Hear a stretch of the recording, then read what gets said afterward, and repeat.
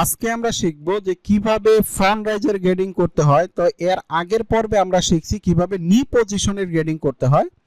তো আজকে আমরা শিখব কিভাবে ফ্রন্ট রাইজের গ্রেডিং করতে হয়। তো আপনারা একটু মনোযোগ সহকারে ভিডিওটা দেখতে থাকেন, তাহলেই বুঝতে পারবেন যে কত সহজে ফ্রন্ট রাইজের গ্রেডিংটা করা যায়। ফ্রন্ট রাইজের গ্রেডিং করার জন্য যাব হলো F6 এ। যাওয়ার পরে এখানে দেখেন এখানে সবগুলো সাইজ আমরা এইভাবে সিলেক্ট করব। সিলেক্ট করার পরে এখানে দেখেন নেক্সট একটা ক্লিক করব। ক্লিক করার পরে এখানে কন্ট্রোলে আমরা এই যে ফ্রন্ট রাইজের যে পয়েন্ট, এখানে আমরা একটা ক্লিক করব। ক্লিক করার পরে এখন দেখব যে ফ্রন্ট রাইজের মেজারমেন্ট কত আছে। আমরা যদি একটু মেজারমেন্টটা চেক দেই তাহলে দেখতে পারবো।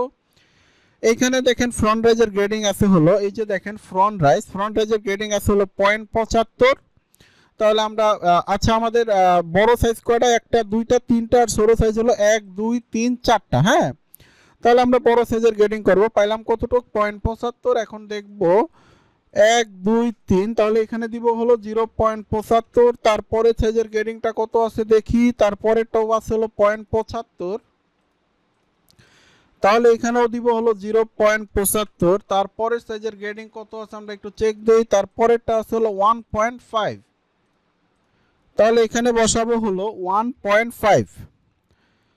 তারপরে দেখি ছোট সাইজের গ্রেডিং কত আছে। এখানে দেখেন ছোট সাইজের গ্রেডিং আছে হলো 0.75, তাহলে আমরা এখানে ছোট সাইজে বসাবো হলো 0.75। তারপরে সাইজটা দেখি গ্রেডিং কত আছে, এটাও হলো 0.75, তাহলে আমরা পরের সাইজটাও গ্রেডিং বসাবো হলো 0.75। তারপরে দেখি গ্রেডিং কত আছে, পরেরটাও দেখেন 0.75। তো আমি প্রত্যেকটা গ্রেডিং একটা একটা করে ধরে কিন্তু আপনাদেরকে আমি বুঝাইতেছি, শুধুমাত্র আপনারা যেন ভালোভাবে বুঝতে পারেন, এই জন্যই আমি একটা একটা করে গ্রেডিং আপনাদেরকে বুঝাইতেছি। তো আপনারা অবশ্যই মনোযোগ সহকারে ভিডিওটা দেখবেন, কারণ আমি চাই আপনারা ভালোভাবে কাজটা শিখেন, আমি এই চেষ্টাই করি। তো দেখেন ফ্রন্ট রাইজের গ্রেডিং বসানোর কাজ শেষ। এখন আমরা দেখব যে ফ্রন্ট রাইজের যে গ্রেডিং বসাইলাম সেই গ্রেডিংটা ঠিক আছে কিনা, সেটা তো আমাদের চেক দিতে হবে, তাই না? আচ্ছা, সেটা চেক দেওয়ার জন্য এখন যাব হলো F8 এ যাওয়ার পরে এই যে দেখেন লেন্থে ক্লিক করার পরে আমরা যদি এইখান থেকে এখানে সাইজটা দেখি তাহলে আমরা দেখতে পারবো।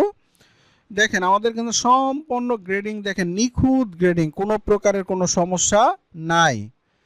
তাহলে আমাদের ফ্রন্ট রাইজের গ্রেডিং শেষ। এখন আমরা F6 এ যাব। যাওয়ার পরে এইখানের গ্রেডিং নিয়ে আমরা এইখানে দিয়ে দিব।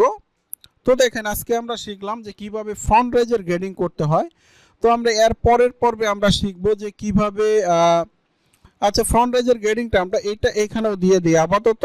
আচ্ছা, আজকে আমরা শিখলাম যে কিভাবে ফ্রন্ট রাইজের গ্রেডিং করতে হয়। তো এর পরের পর্বে আমরা শিখব কিভাবে হিপ পজিশনের গ্রেডিংটা করতে হয়।